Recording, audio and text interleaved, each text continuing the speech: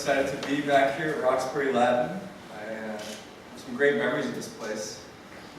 I first came here for football camp, actually. Is that still going on in the summer? I was a Milton Academy middle school football player and had no idea what was going on in the game. And then I came here for football camp and learned some of the fundamentals of the game. And I went back and became a starter. And actually, we came here, I think, for the first game of the next season. And I was the deep man on the kick return. You guys kicked to us, and I caught the ball, and I ran maybe 40 yards or so, but most of it was laterally and backwards, so pretty bad field position. And then I remember actually the first play on defense, and I was the cornerback, and I came up and I made this great tackle on the ball carrier, except the whistle didn't blow and the play didn't end, and apparently it flipped it out to another guy in the wing who had ran another 20 yards before he was even touched. So thank you to Roxbury Latin for introducing us Milton boys to the play called The Option, which we had never seen before. And then, where's the lacrosse guys? Raise your hand if you play lacrosse.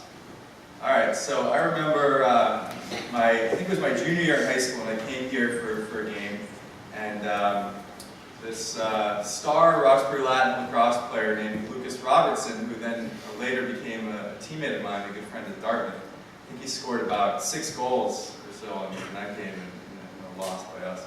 So I said I have great memories of this school, but the truth is, you guys absolutely tortured me. So, it's good to be back in another context. I'm going to tell you a story about my dad and me, actually. In the end, it's really about learning to redefine what it means to be a man. Being a man, as my dad taught me, was about toughness and masculinity, about playing sports, and about heterosexuality.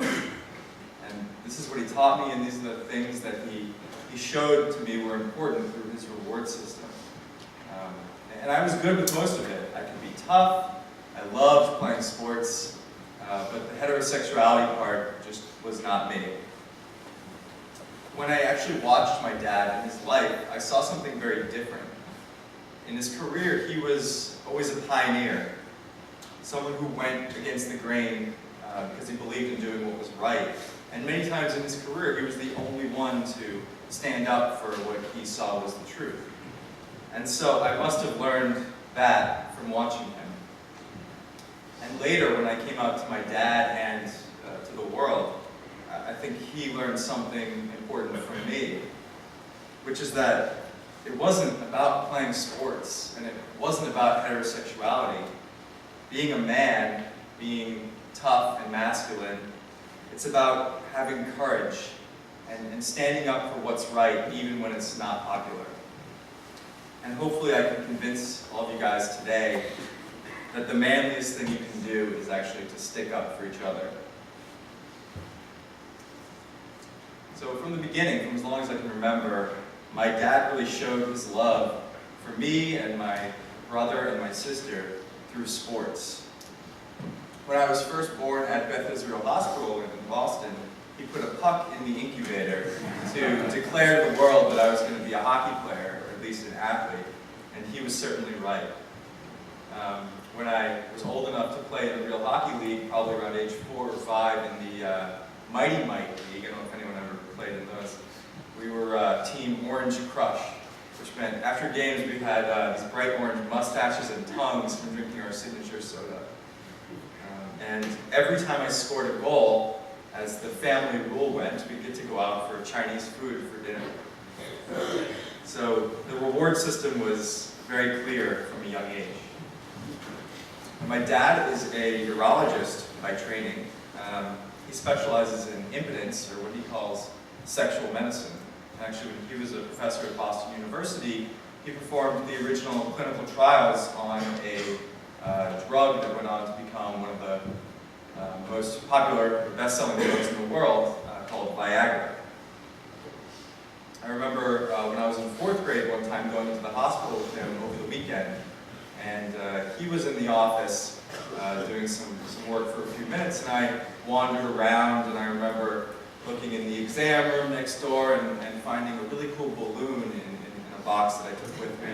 And the next day I was out at school at recess, and I was showing my friends and playing with it, and I got in a lot of trouble, apparently, for playing with a condom. Who knew?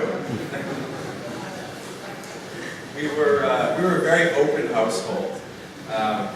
My dad would often bring home very interesting or strange cases from work for us to see. He showed us a picture. I remember, these very curved penises, and he'd say, "It's just like George Washington.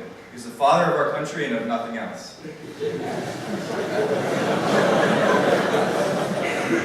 And I remember once walking into the back of the room at an international sexual medicine conference, and my dad was just like I am now, up at the podium giving a seminar, and on the screen behind him was a video, and I soon figured out it was a camera that had been inserted inside of a woman's private area, and that is a video I will never forget.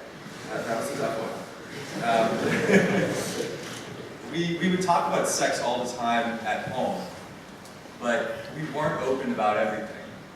So my dad, as it turned out, was incredibly homophobic, and we all just followed his lead. My mom's brother, my uncle, is gay, and he and his now husband, they've been together for as long as my parents have been together. And growing up, the two of them weren't allowed to spend a lot of time around their niece and nephews, me, my brother, and my sister. Outside of Thanksgiving dinner and the few holidays, my dad just didn't really allow it. You see, my uncles, they were different to him. They didn't act in the masculine way that my dad thought men should be. And I distinctly remember one day my dad coming home from work and telling us a story about his patient, or should I say his ex-patient. So the man was explaining to my dad that when he was kissing his partner, he started to experience problems. And so my dad said, "Oh, great, show me a picture of your wife or your girlfriend." He pulled out a picture of his partner, this man. And my dad said, "Oh, no, I'm so sorry, but I can't treat you. But I can refer you to some other doctors who would be happy to work with gay men." And so, as a little kid, when you have your secret of your own, this is not a story that you can soon forget. Now, I've known that I'm gay for as long as I can remember. Well before puberty, I knew it. But I also knew that every time you showed affection towards girls, or you talked about liking girls, it was rewarded, whether it was in school, or in your family, or on sports teams. So, by the time I was in middle school, really living this double life of saying one thing because I knew it's what people wanted to hear, and then feeling something entirely different inside, it was really painful. And like I said on the video, I would really lie awake in bed every night, just completely tortured. And I would convince myself that if I could get all of my gay feelings out tonight, I could start over tomorrow fresh and be straight, and I could move on. And this went on just like that, night after night, year after year. And about midway through high school, I started to realize that this was not going to go away. Something had to be done. And I thought about, would I run away? Would I end my life? And I had nobody to share this with. It was all bottled up inside. Now sports was my savior. It was a refuge for me, really. When I was out on the field or on the ice, I felt confident, strong, fast, capable, and valued. My friends and my teammates, they respected me. My parents, they were so proud of me. And then when I stepped off the field in the locker room, I remember we'd be down by a few goals, and everyone would say, "Those guys, they're such fags. Let's go out and beat those homos. We can do this." And when you hear that over and over, the message becomes very clear. Being gay is not okay. It's being weak, not tough. And for a man, it's the worst thing that you can be. I remember the first time that I felt something a little different, actually. It was perhaps just a small breeze in the opposite direction. And now when I talk to my teammates about it, none of them actually remember this particular incident, but it stuck with me forever. It was a seed that planted really years ahead of time for me. We were in the lacrosse locker room, I think during my sophomore year of high school. We were all sitting around. We had about an hour or so before we had to go out for practice. And there was a pile of magazines sitting in the middle of the room. So we all picked up our own copy and started flipping through and reading. And there was a big article about this Massachusetts high school football player named Corey Johnson. Corey was a linebacker and the captain of his team, a real tough guy. And he stood up one day after practice and told everybody that he was gay. Very simple. And the story that we read in the magazine told about the reaction that his teammates and his coaches had to this.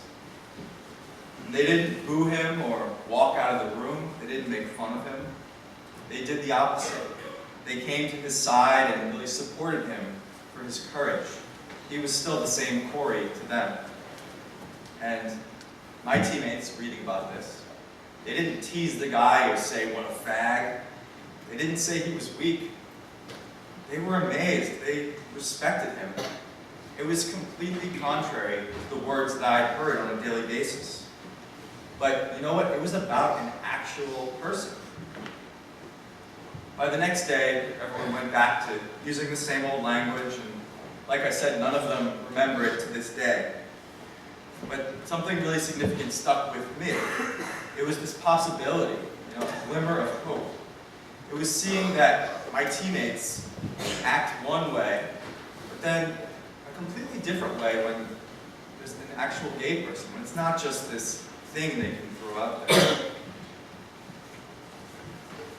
So at Dartmouth, I was recruited as a lacrosse player, and I spent most of my time in college with the guys on the team. It's just what you do. You show up your freshman year, and during orientation, you meet the other guys, and you have this instant bond, and you're just so excited to share the next 4 years together. You suffer through practices with them when it's below zero outside. You have your long bus rides and late nights and spring break together when everybody else is somewhere warm like Cancun.